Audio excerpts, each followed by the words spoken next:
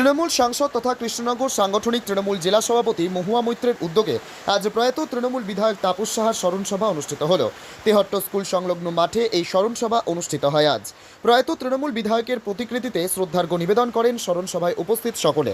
মুর্শিদাবাদ এবং কৃষ্ণনগরের দুই সাংসদ ছাড়াও উপস্থিত ছিলেন রাজ্যের মন্ত্রী উজ্জ্বল বিশ্বাস এবং কৃষ্ণনগর সাংগঠনিক তৃণমূল কংগ্রেসের সমস্ত বিধায়ক ও জেলা পরিষদের সভাধিপতি প্রমুখ।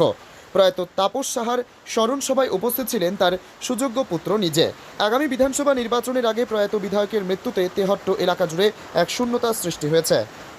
সভাপতি কাউন্সিলর সম্মানীয় মলয় দত্ত, তাপস দা অমর রহে, আমার রহে, আমার রহে, তাপস দা অমর রহে, আমার রহে, আমার রহে। এবার আমাদের স্বপন ঘোষ, কৃষ্ণনগর অনেক সভাপতি দলের স্বপন ঘোষ, তাপস সাহা আমার রহে। এবার শ্রদ্ধার্ঘ্য নিবেদন করছেন তাপস দা খুব কাছের বন্ধু, দীর্ঘদিনের লড়াই সংগ্রামের সাথী কার্তিক ঘোষ, বর্তমান কৃষ্ণনগর পঞ্চায়েত সমিতির সভাপতি।